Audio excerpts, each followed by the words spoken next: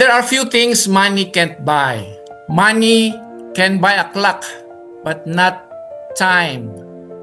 Money can buy medicine, but not health. Money can buy a Bible, but not salvation. If you will put bananas and money in front of a monkey, ay ano ang pipiliin ng monkey? Siyempre, yung banana, hindi yung pera. Not knowing ay yung money ay makakabili ng maraming bananas. In reality, kung ihaharap sa atin yung pampapipiliin tayo, kung anong papipili natin, yung bang pera o kalusugan o health, maraming tao, okay, ang pipiliin po ay yung pera, not knowing that health can bring more money and happiness.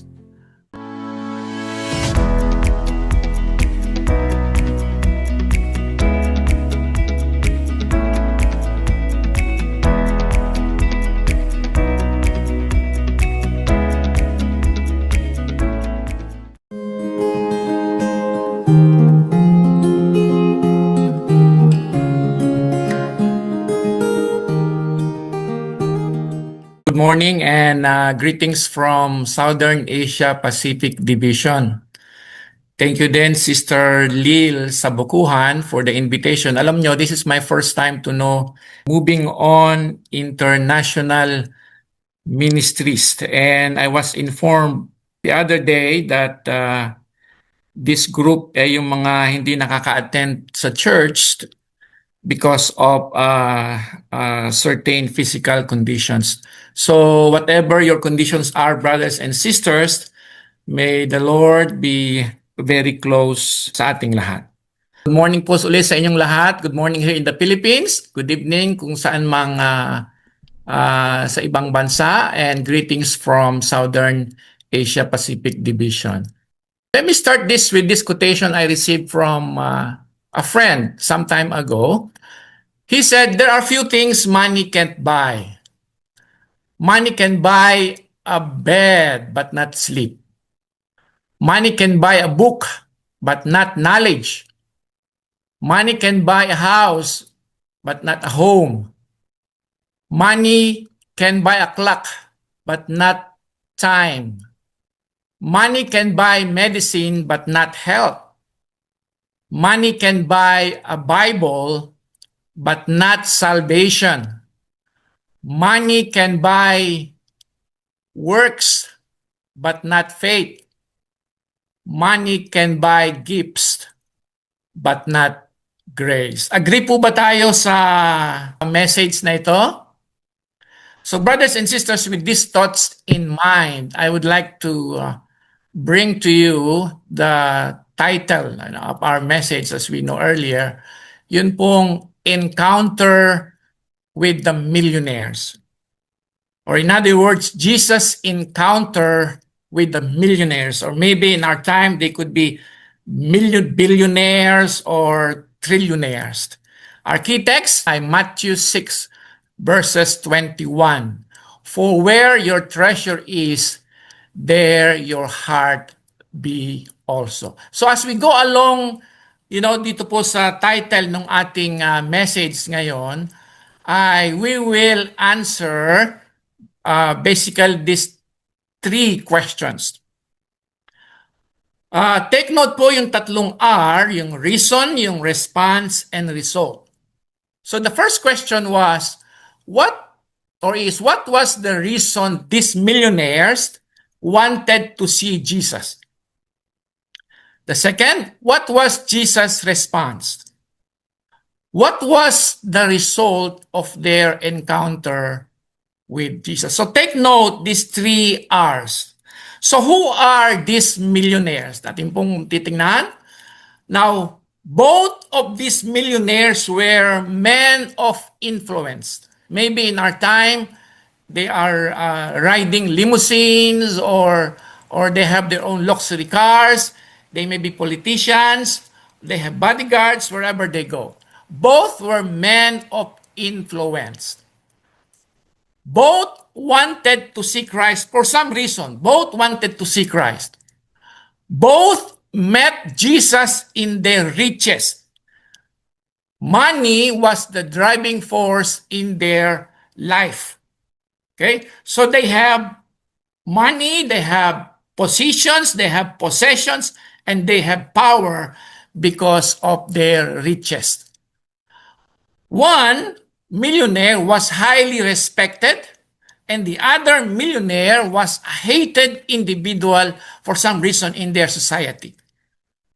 One had tried to keep the law all his life, even when he was still young, and the other was a sinner. Now, the story happened like few hours apart, where Jesus was leaving town or passing by the town, and both had their last chance to see Christ. So take note, ito pong ating mga sasagutin ng mga question na ito. What was the reason the billionaires wanted to see Christ? What was Jesus' response? And what was the result of their encounter with Christ? Let's go to the first millionaire. Ito po ay mababasa natin o makikita natin sa talata na nakalagay sa Luke 18:18 to 23. The same with Matthew 19:16 to 22 and Mark 10:17 to 30. So let me read. A certain ruler asked him, "Good teacher, what must I do to inherit eternal life?" Verse 19, "Why do you call me good?" Jesus answered, "No one is good except God alone. You know the commandments." Jesus said, "You shall not commit adultery, you shall not murder, you shall not steal, you shall not give false testimony, honor your father and your mother." Verse 21, the man said, "All this I have kept since I was a boy." Verse 22, when Jesus heard this, he said to him, "You still lack one thing.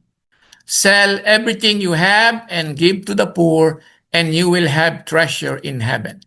Then come, follow me." Last verse, when he heard this, he became very sad because he was very wealthy. Now, who was this rich young ruler? Now, yung kanyang pangalan ay hindi minention sa Bible. But the fact that he called Jesus good teacher suggests na siya po ay isang Jewish leader o maring official sa isang synagogue o sa ating kapanahon ngayon ay simbahan. He was a man trying to please God. Meron siyang malinis na pangalan. He was a very active member of the church. He was very religious. He was not only rich, he was very, very rich. So he had possessions, he had power, and he has position. Let's go to the first question. So what was the reason the rich young ruler wanted to see Christ? Answer. He wanted to know the answer about eternal life. Okay? Sabi niya, ano ba ang gagawin ko? Doon sa ibang version, ano ba yung gagawin ko para magkaroon ako ng buhay na walang hanggan? Take note, brothers and sisters, siya po ay isang very religious man. He was very active in the church. And yet, he has this question, paano ba ang gagawin ko para magkaroon ako ng buhay na walang hanggan? He felt, nararamdaman siguro niya na despite na siya po ay very active sa church, okay, there is something missing in his life. May kulang. Hindi pa rin siya masaya. He appeared so desperate. Okay? Kaya nararamdaman niya sa kanyang sarili, si Christ ay yung tanging makakapagbigay sa kanya ng clarity at assurance. And he knew that Jesus was someone na mayroon pong authority. The only sad thing is that this rich young ruler called him good teacher, good rabbi. In other words, he does not recognize him as God. Next question. What was Jesus' response? Okay? Yung sabi, keep the commandments.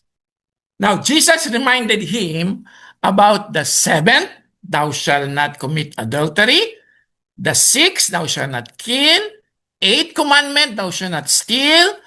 Ninth commandment, thou shalt not bear false witness or testimony. And number 5, honor your father and your mother. Which, if you are familiar, ito pong mga commandments na ito are dealing with neighbors. Remember, meron pong summary yung ating 10 commandments, yung first 4 about God, and the first and the last 6 ay about our neighbors. Now, very interesting, bakit sumagot si Jesus ng indirectly na ganito? It tells that Jesus knew that this man, rich young ruler, had an assumption that gaining eternal life depends on what he does. That salvation is something he can earn or deserve based on his actions. So why did Jesus answer that way? Because Jesus was hoping that the man would reflect and say, "Teacher, good teacher, I have tried everything but I fell short. I can't do it my own. Kahit sinusunod ko na yung lahat ng kautusan na yan, there's still something missing. I have tried everything. Pero hindi pa rin ako masaya." But instead sana, Jesus was hoping na ma-receive yung ganong reply. Instead, ang sabi niya, all these things I have kept since I was a boy. And then Jesus gave him this very direct answer, seeing that the man's wealth and social status was his true God. Jesus was simply saying, you shall have no other gods before me. That's why Jesus said he has to sell everything, give to the poor, and follow him. Unfortunately, the man refused to let go of his riches. Let's go to the third question. What was the result of his encounter with Christ? He turned his back on Jesus and walked away very sad.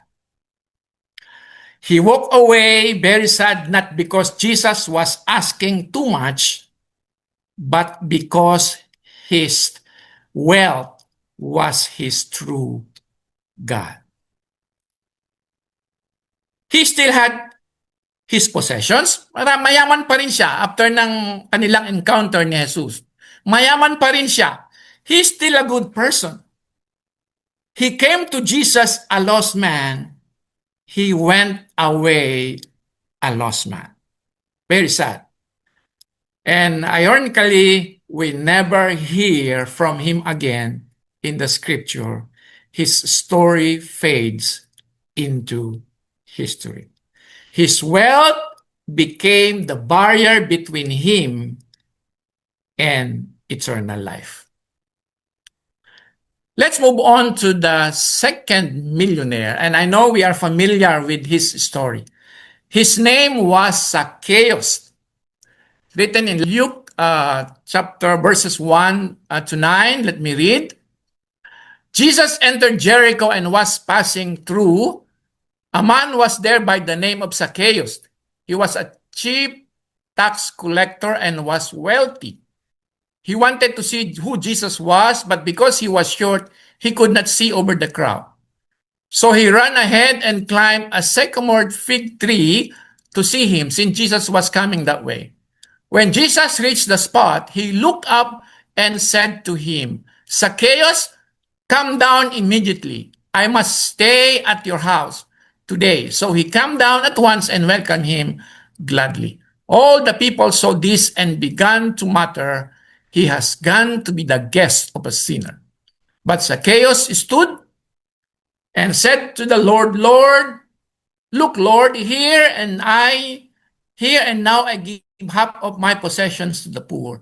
And if I have cheated anybody out of anything, I will pay back 4 times the amount. Jesus said to him, today salvation has come to this house because this man is a son of Abraham. For the Son of Man came to seek and to save the lost. So we all know Zacchaeus ay isang tax collector na nangungurako ng tax at inilalagay sa kanyang bulsa. So dahil sa ganyang trabaho, siya po ay one of the most hated individuals sa kanilang society. So what was the reason Zacchaeus wanted to see Jesus? Answer. Sabi sa iba mga komentary, most likely out of curiosity. Ibig sabihin, maaaring naririnig niya na si Jesus ay nagpapagaling ng mga sakit. Nagbubuhay ng mga patay. At marami pang mga miracles na naririnig niya about Christ. So out of curiosity, nalaman niya na Jesus was passing by Jericho, he wanted to see Christ. So yan po ang isa sa possible na dahilan. The second one, likely, he was not happy with the practice of extorting money from people and his conscience was bothering him. Nakukonsensya na si Zacchaeus. At dahil sa ginagawa niyang pang-aapi o pangkukurap sa mga tao, ay para bang meron siyang mabigat na dito sa kanyang nararamdaman, sa kanyang konsensya. But by all means, he wanted to see Christ. Pero may problema. Meron siyang height problem. So gumawa siya ng paraan. He went up a sycamore tree to see Christ. Alam niyo, meron tayong kasabihan sa Pilipino, kapag may gusto, maraming paraan. Kapag ayaw, ay maraming dahilan. So, despite dito sa mga challenges na maliit si Zacchaeus, ay gumawa pa rin siya ng paraan para makita si Jesus. Pero alam ninyo, yung pag-akyat ni Zacchaeus sa sycamore tree, yun po ay isang undignified way para sa isang mayamang katulad niya. Sino ba naman yung isa kang mayaman para makita ang isang celebrity? Ay aakyat ka sa isang puno para lang makita. No, this is not a dignified way of seeing Christ. Pero ginawa po niya yon dahil gusto niya na makita si Jesus. So, what was the reason? Yan po, most likely out of curiosity. He was not happy. May nakukonsensya na sa kanyang ginagawa. By all means, he wanted to see Christ. So what was Jesus' response when he saw Zacchaeus? Jesus called him by name. No? Ano mo, first time silang magmi-meet. Pero kilala na ni Jesus si Zacchaeus. So Zacchaeus, come down. Okay? Hindi niya binaliwala yung effort ni Zacchaeus. Imagine si Kristo habang dumadaan dito sa town na ito, siyempre marami siyang kasabay ng mga tao. And yet he stopped the crowd to see personally Zacchaeus. So ganon yung pagmamahal ni Kristo din sa atin. So Jesus looked up, and Jesus invited himself in. And Jesus wanted to spend time with Zacchaeus. Jesus urged immediate action. So, alam natin yung story. So, what was the result of Zacchaeus' encounter with Christ? He came up a tree out of curiosity. He came down a new man. He came to Jesus a lost man. Jesus changed him into a completely new person. And then a soul is saved. And then lastly, Zacchaeus, once known for greed, became known for generosity. He became a follower of Jesus Christ that very day. He did not wait for Zacchaeus to get his life in order para po tanggapin ni Jesus si Zacchaeus. Mga minamahal na mga kapatid, ang story ni Zacchaeus and this rich young ruler were two direct opposites. Yung isa ay happy ending, yung isa ay sad ending. Yung isa is the story of surrender, yung isa naman po ay story of resistance. Yung isa ay story of victory, yung isa ay story of failure. One is the story of acceptance, yung isa naman ay rejection. One is the story of salvation, and one is condemnation. So if you will look at the rich young ruler, the rich young ruler came at the right time. He came to Jesus when he was young. Tama. Bata pa siya. Okay? He came to the right person. No? Yung question niya, okay, sa kanyang sarili. Tumakbo siya, lumuhod siya sa paanan ng ating Panginoong Hesus, nagtanong siya ng tamang sagot. Gusto niya magkaroon ng buhay na walang hanggan. Lahat naman tayo, gusto natin magkaroon ng buhay na walang hanggan. He received the right answer from Jesus Christ Himself. Sell everything. Sabi niya, make Christ, okay, as your greatest possession.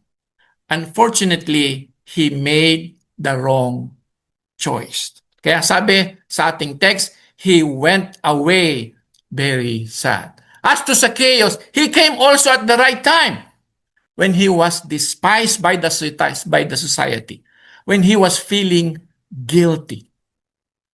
He also went to the right person, came to the right person.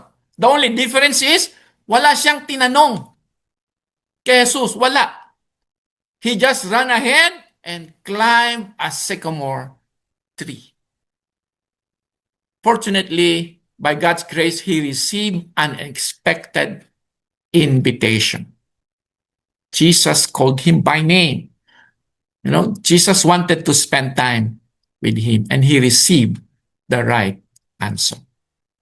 Yung kanyang nababagabag na damdamin na bigyan ng kasagutan. Yun lang pala tama, yun lang palang dapat na gawin ni Zacchaeus. And so eventually, he made the right choice. He showed immediate repentance and immediately confessed his sins. Bigyan lang natin, mga kapatid, ng kaunting comparison itong si young ruler at itong si Zacchaeus. Now, the young ruler ay yung mga tao ay impressed sa kanya. He was still a good moral person. Zacchaeus, even when he accepted Christ, people still hated him. The young ruler came to show off. Yung bang payabang or pakitang gilas, yung mga ganyan. Pero si Zacchaeus nagtago dun sa puno. Okay? At tinawag siya. The young ruler boasted about his righteousness. Dahil sinusunod niya yung kautusan. Lahat, name it, and then I'm following it. Kumbaga, kung ang parameters para magkaroon ng kaligtasan sa kautusan ay number one siya. Instead, Zacchaeus confessed his sins.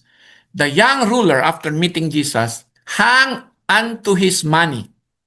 Okay, but Zacchaeus use his money to make amends. Sabi nga, 4 times na kanyang isinauli yung kanyang mga taong dinaya.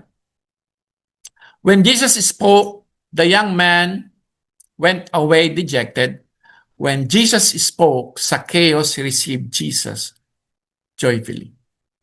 The young ruler left the scene in sorrow.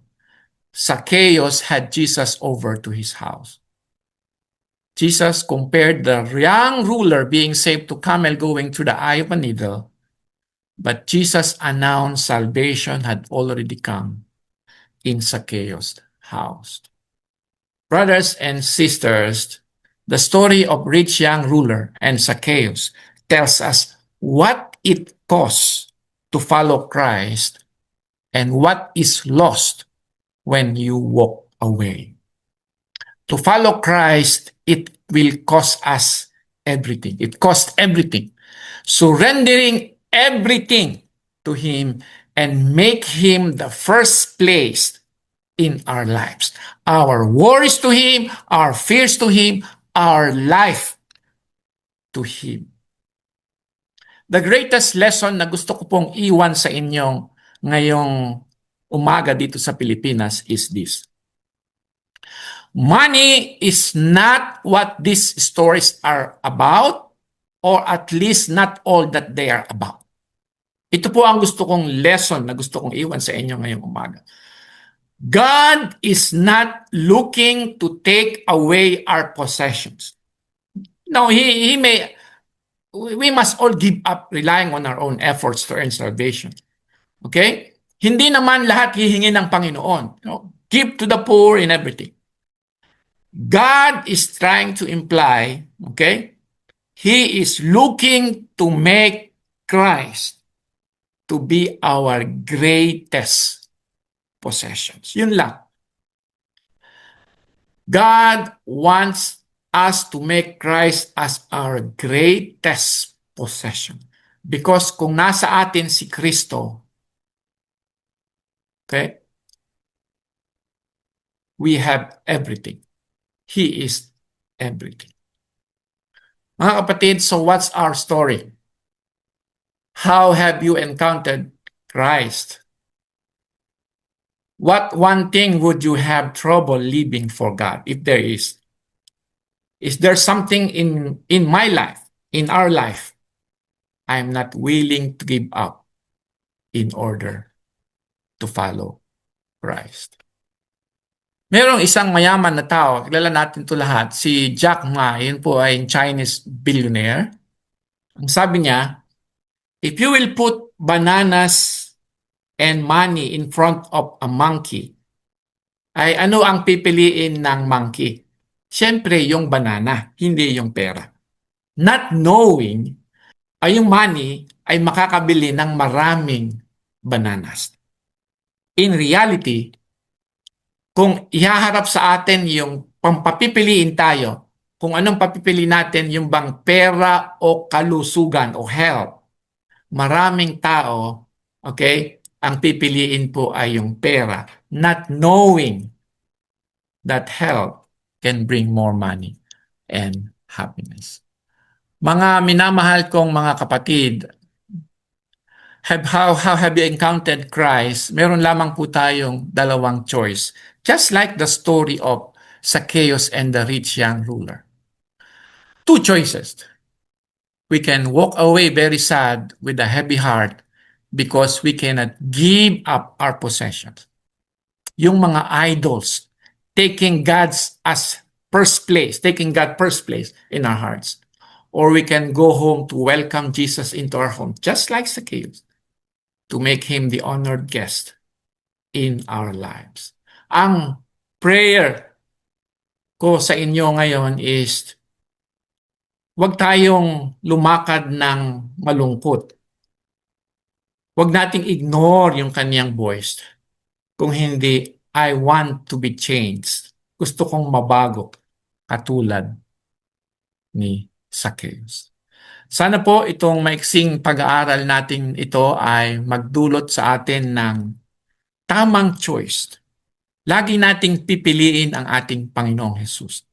Sabi ko nga, ang tanging lesson na gusto kong maiwan, gusto ng Diyos na maintindihan natin ay God wants Jesus Christ in our lives to be our greatest possession. Pagkat pag nandyan si Jesus na siyang ating possession, we have everything. Maguluman itong mundo na to na atin pong tinitirhan, may mga gyera, may mga sakuna, may mga namamatay, may mga nagkakasakit.